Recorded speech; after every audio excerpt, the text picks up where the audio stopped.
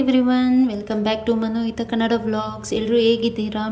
ಇದು ಶುಕ್ರವಾರದ vlog, but ನಾನು ಇವತ್ತು ಅಪ್ಡೇಟ್ ಮಾಡ್ತಾ ಇದ್ದೀನಿ. ಸ್ವಲ್ಪ ಕೆಲಸ ಇದ್ರಿಂದ ವಾಯ್ಸ್ ಓವರ್ ಕೊಡ್ಲಿಕ್ಕೆ ಆಗಿರಲಿಲ್ಲ.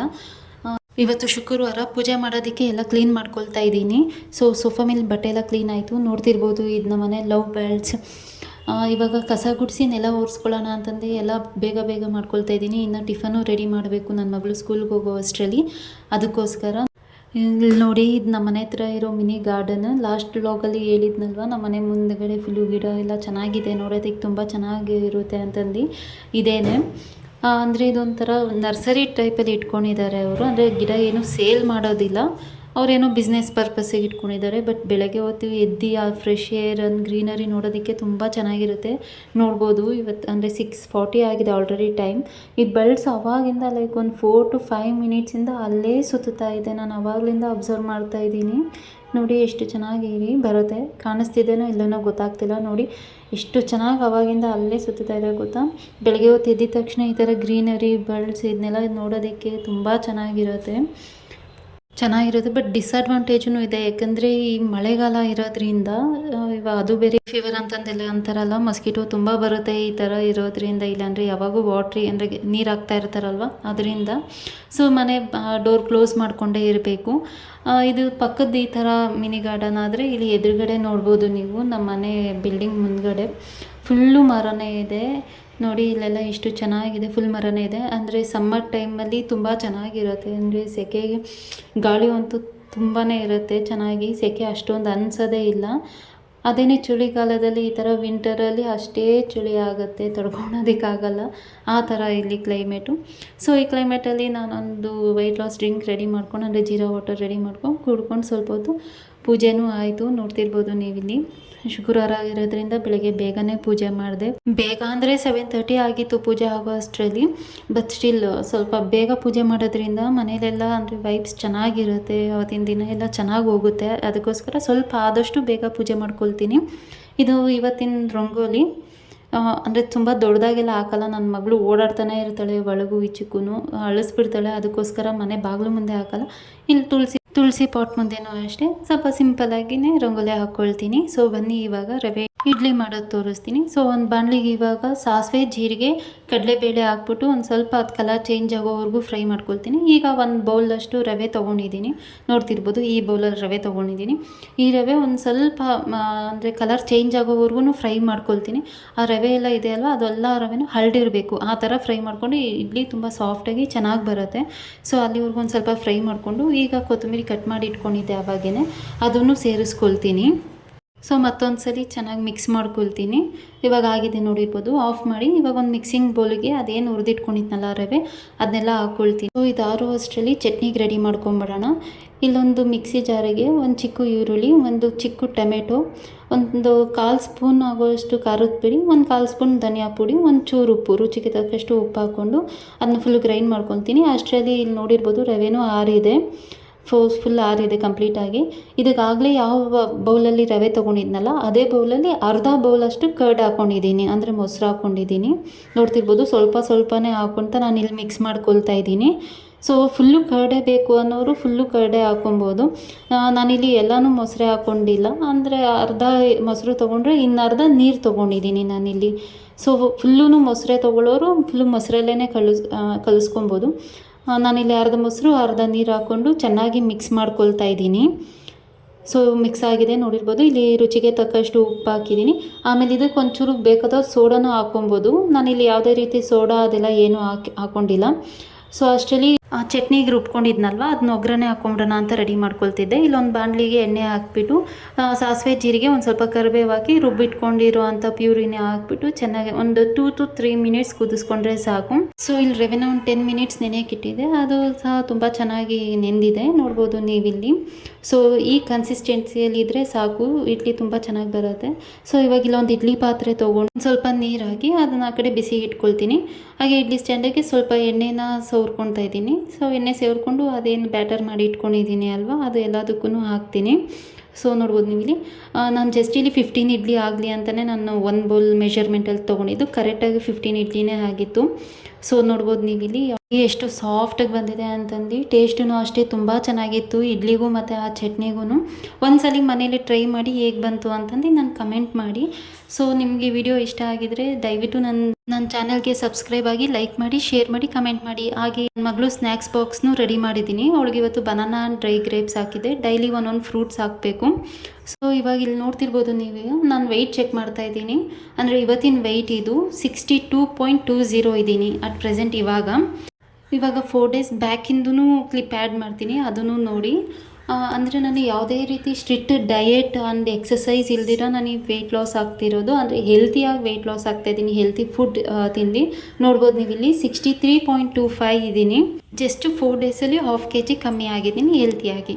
ಸೊ ನನ್ನ ಮಗಳು ಸ್ಕೂಲಿಂದ ಬಂದಳು, ಅವಳಿಗೆ ಸ್ವಲ್ಪ ಜ್ಯೂಸ್ ಕೊಟ್ಟೆ ಕುಡಿಲಿಕ್ಕೆ. ಅಂದರೆ ಸೊ ಅದನ್ನ ತೊಗೊಂಡೋಗಿ ಈ ಥರ ಕುತ್ಕೊಂಡು ಕುಡಿತಾ ಇರ್ತಾಳೆ.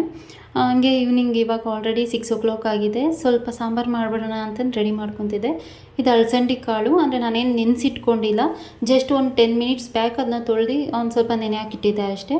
ಸೊ ಇಲ್ಲಿ ನೌಕೋಲು ಮತ್ತು ಬದನೆಕಾಯಿ ತೊಗೊಂಡಿದ್ದೆ, ಅದನ್ನು ಕಟ್ ಮಾಡಿಕೊಂಡು ಅದನ್ನು ನೀರಲ್ಲಿ ಮಸಾಲ ರುಬ್ಬೋಕ್ಕೋಸ್ಕರ ರೆಡಿ ಮಾಡ್ಕೊಂಡಿರೋದು. ಒಂದು ಚಿಕ್ಕ ಈರುಳ್ಳಿ, ಇಲ್ಲಿ ಬೆಳ್ಳುಳ್ಳಿ, ಶುಂಠಿ. ಕೆಲವೊಬ್ಬರು ಶುಂಠಿ ಹಾಕೋದಿಲ್ಲ, ಅಂದರೆ ಆಲ್ಮೋಸ್ಟ್ ಯಾರೂ ಶುಂಠಿ ಹಾಕೋದಿಲ್ಲ. ನಾನು ಮಾತ್ರ ಒಂದಿಷ್ಟೇ ಹಾಕ್ತೀನಿ. ಸೊ ಒಂದು ಚಿಕ್ಕ ಚಕ್ಕೆ, 2 ಲವಂಗ, 1/4 ಸ್ಪೂನ್ ಸೋಂಪು, ಒಂದು ಚಿಕ್ಕ ಟೊಮೆಟೊ, ಕೊತ್ತಂಬರಿ ಸೊಪ್ಪು, ಇನ್ನು ಅದು ಒಗ್ಗರಣೆಗೆ. ಸೊ ಇವಾಗ ಒಂದು ಮಿಕ್ಸಿ ಜಾರ್ಗೆ ಏನೇನೆಲ್ಲ ಕಟ್ ಮಾಡಿಕೊಂಡಿದ್ದೆ ಅದನ್ನೆಲ್ಲ ಹಾಕ್ಕೊಳ್ತಿದ್ದೀನಿ. ಅಂದರೆ ಈರುಳ್ಳಿ, ಟೊಮೆಟೊ, ಕೊತ್ತಂಬರಿ ಸೊಪ್ಪು. ಆ್ಯಂಡ್ ಇಲ್ಲಿ ನಾನು ಕಾಯಿನೂ ಆ್ಯಡ್ ಮಾಡ್ಕೊಂಡಿದ್ದೆ, ಅದು ಕ್ಲಿಪ್ಪೆಲ್ಲೋ ಮಿಸ್ ಆಗಿಬಿಟ್ಟಿದೆ, ಇಲ್ಲ ಅದಕ್ಕೆ ಆ್ಯಡ್ ಮಾಡೋದಕ್ಕಾಗಿಲ್ಲ. ಒಂದು ತೆಂಗಿನಕಾಯಿ ಅರ್ಧ ಭಾಗದಲ್ಲಿ ಅರ್ಧ ಭಾಗ ಹಾಕ್ಕೊಂಡಿದ್ದೀನಿ. ಅಂದರೆ ಒಂದು ಫುಲ್ಲು ತೆಂಗಿನಕಾಯಿನಲ್ಲಿ 1/4 ಭಾಗ ತೆಂಗಿನಕಾಯಿ ಹಾಕ್ಕೊಂಡಿದ್ದೆ, ಅದು ಮಿಸ್ ಆಗಿಬಿಟ್ಟಿದೆ, ಡಿಲೀಟ್ ಆಗಿಬಿಟ್ಟಿರಬೇಕು, ನನಗೆ ಸಿಕ್ಕಿಲ್ಲ, ಅದನ್ನ ಆ್ಯಡ್ ಮಾಡೋದಕ್ಕಾಗಿಲ್ಲ. ಇಲ್ಲಿ ನಾನು 1 ಸ್ಪೂನ್ ಧನಿಯಾ ಪುಡಿ, ಒಂದು ಅರ್ಧ ಸ್ಪೂನ್ ಖಾರದ ಪುಡಿ ಹಾಕ್ಕೊಂಡಿದ್ದೀನಿ. ನಮ್ಮ ಮನೇಲಿ ಇದು ಖಾರದ ಪುಡಿ ತುಂಬ ಖಾರ ಇದೆ, ಅದಕ್ಕೆ ಸ್ವಲ್ಪ ಹಾಕ್ಕೊಳ್ತಾ ಇದ್ದೀನಿ. ಸ್ವಲ್ಪ ಖಾರದ ಪುಡಿ, ಇದನ್ನೆಲ್ಲನೂ ಚೆನ್ನಾಗಿ ಗ್ರೈಂಡ್ ಮಾಡ್ಕೊಳ್ತಾ ಇದ್ದೀನಿ. ಸೊ ಫುಲ್ಲು ಚೆನ್ನಾಗಿ ಗ್ರೈಂಡ್ ಆಗಿದೆ, ನೋಡ್ಬೋದು ನೀವು ಇಲ್ಲಿ. ನನಗೆ ಇಲ್ಲಿ ಗೊತ್ತಾಗುತ್ತೆ ನಿಮಗೆ ಕಾಯಿ ಆ್ಯಡ್ ಮಾಡಿರೋದು. ಇಷ್ಟು ಗ್ರೈಂಡ್ ಆದಮೇಲೆ ಇವಾಗ ಒಂದು ಕುಕ್ಕರ್ಗೆ ನೆನೆಸಿಟ್ಕೊಂಡಿರೋ ಅಲಸಂದಿ ಕಾಳು ಆ್ಯಂಡ್ ತರಕಾರಿ.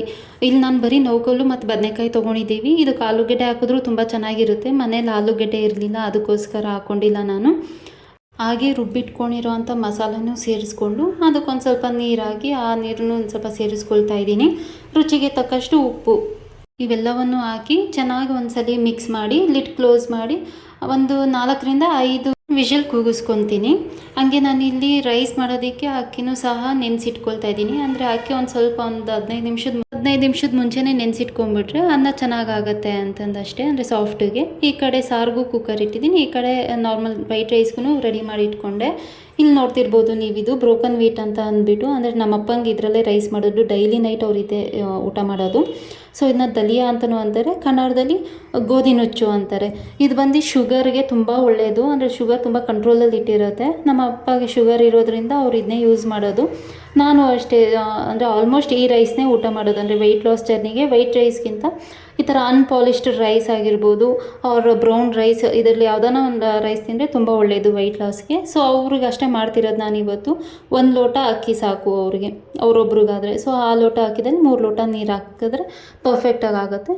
ಈ ಕಡೆ ಮಜ್ಜಿಗೆ ಮೆಣಸಿನ್ಕಾಯಿ ರೆಡಿ ಮಾಡ್ಕೊಂಡಿದ್ದೆ. ನನ್ನ ಹಸ್ಬೆಂಡ್ ಮಾತು ಕೇಳಿಬಿಟ್ಟು, ಆಲ್ರೆಡಿ 5 ಡೇಸ್ ಆಯಿತು ಇದನ್ನು ಹಾಕಿ, ಬಿಸಿಲೇ ಬರ್ತಾಯಿಲ್ಲ ಅದನ್ನ ಒಣಗಿಸೋದಕ್ಕೆ. ಅವ್ರಿಗೆ ತುಂಬ ಇಷ್ಟ ಇದು, ಅದಕ್ಕೋಸ್ಕರ ಮಾಡಿದೆ. ನೋಡಿದ್ರೆ ಬಿಸಿಲೇ ಇಲ್ಲ. ಸೊ ಈ ಕಡೆ ಸಾಂಬಾರು ಕುಕ್ಕರ್ದು ವಿಷಲ್ ಬಿಟ್ಟಿತ್ತು, ನೋಡ್ಬೋದು ನೀವು, ಪರ್ಫೆಕ್ಟಾಗಿ ಬಂದಿದೆ. ಅಂದರೆ ನಾನಿಲ್ಲಿ 6 ಕೂಗಿಸ್ಕೊಂಡಿದ್ದೆ. ಹಾಗೆ ಅದಕ್ಕೆ ಒಗ್ಗರಣೆ ಹಾಕ್ಬಿಡೋಣ ಅಂತಂದು ಪಾತ್ರೆಗೆ ಒಂದು ಸ್ವಲ್ಪ ಎಣ್ಣೆ, ಸಾಸಿವೆ ಚಿಟಪಟ ಅನ್ನೋ ಟೈಮಲ್ಲಿ ಈರುಳ್ಳಿ, ಕರಿಬೇವು ಇದನ್ನೆಲ್ಲ ಹಾಕಿ ಒಂದು ಸ್ವಲ್ಪ ಚೆನ್ನಾಗಿ ಮಿಕ್ಸ್ ಮಾಡ್ಕೊಳ್ತೀನಿ. ಮಿಕ್ಸ್ ಮಾಡ್ಕೊಂಡಿದ್ದಾದಮೇಲೆ ಬೇಯಿಸಿಟ್ಕೊಂಡಿರೋ ಅಂಥ ಅಲಸಂದಿ ಕಾಳು ತರಕಾರಿನ ಹಾಕಿ ಮಿಕ್ಸ್ ಮಾಡ್ತೀನಿ. ಸೊ ಯಾರೆಲ್ಲ ನನ್ನ ಯೂಟ್ಯೂಬ್ ಚಾನಲ್ಗೆ ಸಬ್ಸ್ಕ್ರೈಬ್ ಆಗಿಲ್ಲ, ಪ್ಲೀಸ್ ಸಬ್ಸ್ಕ್ರೈಬ್ ಆಗಿ ಈ ವಿಡಿಯೋ ನೋಡಿ. ಹಾಗೆ ನಾನು ಈ ವಿಡಿಯೋಸಲ್ಲಿ ಏನಾದ್ರು ಚೇಂಜಸ್ ಮಾಡ್ಕೊಬೇಕು ಅಂದರೆ ಪ್ಲೀಸ್ ಕಮೆಂಟ್ ಮಾಡಿ ತಿಳಿಸಿ, ಬಿಕಾಸ್ ಇದು ನಂದು 4th ವ್ಲಾಗು, ಅದಕ್ಕೋಸ್ಕರ. ಹಾಗೆ ಇಲ್ಲಿ ಬೇಯಿಸಿಟ್ಕೊಂಡಿರೋ ಅಂಥ ಅಲಸಂದಿ ಕಾಳು ತರಕಾರಿನ ಎಲ್ಲ ಹಾಕ್ತಾಯಿದ್ದೀನಿ. ಹಾಕಿ ಒಂದು ಚೆನ್ನಾಗಿ ಮಿಕ್ಸ್ ಮಾಡಿ ಕುದಿಸ್ಕೊಂಡ್ರೆ ಅಲಸಂದಿ ಕಾಳು ಸಾಂಬಾರು ರೆಡಿ ಆಗುತ್ತೆ ಇಲ್ಲಿ. ಸೊ ಗೈಸ್, ಪ್ಲೀಸ್ ಎಲ್ಲರೂ ಸಪೋರ್ಟ್ ಮಾಡಿ. ಆ್ಯಂಡ್ ನಿಮ್ಮ ಫ್ರೆಂಡ್ಸ್, ಫ್ಯಾಮಿಲಿ ಮೆಂಬರ್ಸ್ಗೆಲ್ಲ ನನ್ನ ಬ್ಲಾಗ್ನ ಶೇರ್ ಮಾಡಿ, ಅವರು ನೋಡಲಿ. ಸೊ ಏನಾದ್ರು ಚೇಂಜಸ್ ಮಾಡ್ಕೊಬೇಕು ಅಂದರೆ ದಯವಿಟ್ಟು ಕಮೆಂಟಲ್ಲಿ ತಿಳಿಸಿ. ನೆಕ್ಸ್ಟ್ ವೀಡಿಯೋಯಿಂದ ಅದನ್ನು ಚೇಂಜಸ್ ಮಾಡ್ಕೊಳ್ತೀನಿ. ಸೊ ನಿಮ್ಮ ಒಪಿನಿಯನ್ ಏನಿದೆ ಅದನ್ನ ತಿಳಿಸಿ. ನೋಡ್ಬೋದು ನೀವು, ಇಲ್ಲಿ ಕಾಳನ್ನು ಪರ್ಫೆಕ್ಟಾಗಿ ಬೆಂದಿದೆ. ಸೊ ಇವಾಗ ನನ್ನ ಹಸ್ಬೆಂಡ್ ಬಂದರು, ಹೊರಗಡೆ ಹೋಗಬೇಕು ಅನ್ನಲ್ಲ, ಇವಾಗ ಹೊರಗಡೆ ಹೊರಟಿದ್ದೀವಿ, ಅಂದರೆ ರಿಲಯನ್ಸಿಗೆ. ಸ್ವಲ್ಪ ಹಣ್ಣು ಮತ್ತು ತರಕಾರಿ ತರೋದಿತ್ತು. ಸೊ ತೊಗೊಂಡು ಬಂದ್ವಿ. ಇಲ್ಲಿ ನೋಡಿ ಅವರಲ್ಲಿ ಮಜ್ಜಿಗೆ ಮೆಣಸಿನ್ಕಾಯಿ ನಮ್ಮದು ಒಣಗಿಲ್ಲ ಅಂತಂದು ಅಲ್ಲಿ ರಿಲಯನ್ಸಲ್ಲಿ ತೊಗೊಂಡಿದ್ದಾರೆ. ಏನೂ ತೊಗೊಂಡಿಲ್ಲ, ಜಸ್ಟ್ ಕೆಲವೊಂದು 7-8 ಐಟಮ್ ತೊಗೊಂಡಿದ್ದೀವೇನೋ ಅಷ್ಟೇ. ಅದಕ್ಕೆ ₹418 ಬಿಲ್ಲಾಗಿದೆ. ಸೊ ನೋಡ್ಬೋದು ನೀವಿಲ್ಲಿ ಆಗಲೇ ತೋರಿಸಿದ್ನಲ್ಲ ಬ್ರೋಕನ್ ವೀಟ್ ಅಂತಂದು, ಅದು ಖಾಲಿ ಆಗ್ತಿತ್ತು. ಸೊ ಅದಕ್ಕೆ 1 kg ಆಗೋಷ್ಟು, ಅಂದರೆ 2 kg, ಇದು ಒಂದು ಪ್ಯಾಕೆಟ್ 1 kg ಬರುತ್ತೆ. 2 kg ಪ್ಯಾಕೆಟ್ ತೊಗೊಂಬಂದೆ. ಮೊಸರು, ಒಂದು ಸ್ವಲ್ಪ ಹಣ್ಣು ತರಕಾರಿ, ತಿರುಗಿ ಇಲ್ಲಿ ಬಾಳೆಹಣ್ಣು ತೊಗೊಂಡೆ. ಅಂದರೆ ರಿಲಯನ್ಸಲ್ಲಿ ಇತ್ತು, ₹20 ಒಂದು ಅಂತಂದು ಹೇಳಿದ್ರು. ಅದು ಬಾಳೆಹಣ್ಣು ಜ್ಯೂಸ್ ಮಾಡೋಣ ಅಂತಂದು ತೊಗೊಂಡೆ. ಇಲ್ಲ ಹಂಗೆ ಕೊತ್ತಂಬರಿ ಪುದೀನ ಅದೆಲ್ಲ ತೊಗೊಂಡು ಬಂದಿದ್ದೀನಿ. ಸೊ ಅದನ್ನೆಲ್ಲ ಕ್ಲೀನಾಗಿ ಬಿಡಿಸ್ಕೊಂಡು ಬಾಕ್ಸಿಗೆ ಹಾಕಿ ಎತ್ತಿಟ್ಕೊತಾ ಇದ್ದೀನಿ. ಈ ಬಾಕ್ಸ್ ಲಿಂಕ್ ಬೇಕು ಅಂದರೆ ನಾನು ಡಿಸ್ಕ್ರಿಪ್ಷನಲ್ಲಿ ಹಾಕಿರ್ತೀನಿ, ಚೆಕ್ ಮಾಡ್ಕೊಬೋದು. ಇದು ಕರಿಬೇವು ನೋಡ್ಬೋದು ನೀವಿದು ಒಂದೊಂದೇ ಎಲೆ ಬಿಡಿಸಿಡ್ತಾರಲ್ಲ, ಆ ಥರ ಮಾಡಬೇಡಿ, ಅದು ಬೇಗನೆ ಹಾಳಾಗ್ಬಿಡುತ್ತೆ. ಅಂದರೆ ಎಲ್ಲ ಬ್ಲ್ಯಾಕ್ ಆಗಿರುತ್ತೆ. ಈ ಥರ ಬಿಡಿಸಿಟ್ಕೊಂಡ್ರೆ ನಿಮಗೇನಿಲ್ಲ ಅಂದರೂ 20 to 50 ಡೇಸ್ವರೆಗೂ ಏನೂ ಆಗೋಲ್ಲ. ಹಾಗೆ ಇದೊಂದು ಜಾರ್ ತೊಗೊಂಡೆ, ತುಂಬ ಚೆನ್ನಾಗಿದೆ ಅಲ್ವಾ. ನನಗಂತೂ ತುಂಬ ಇಷ್ಟ ಆಯಿತು, ತುಂಬ ಕ್ಯೂಟಾಗಿತ್ತು. ₹130 ಏನೋ ಹೇಳಿದ್ರು. ಸೊ ಅದೊಂದು ತೊಗೊಂಡೆ. ಹಾಗೆ ಕ್ಯಾರೆಟು, ಮೆಣಸಿನ್ಕಾಯಿ, ಪುದೀನ ಎಲ್ಲ ತೊಗೊಂಡು ಬಂದೆ. ಮೆಣಸಿನ್ಕಾಯಿನೂ ಅಷ್ಟೇ ಬಿಡಿಸ್ಬೇಡಿ, ಹಾಗೆ ಇಟ್ಕೊಳ್ಳಿ. ಸೊ ಗಾಯ್ಸ್, ಈ ವ್ಲಾಗ್ ಇಲ್ಲಿಗೆ ಎಂಡ್ ಮಾಡ್ತೀನಿ. Thank you all, thank you for watching. Bye.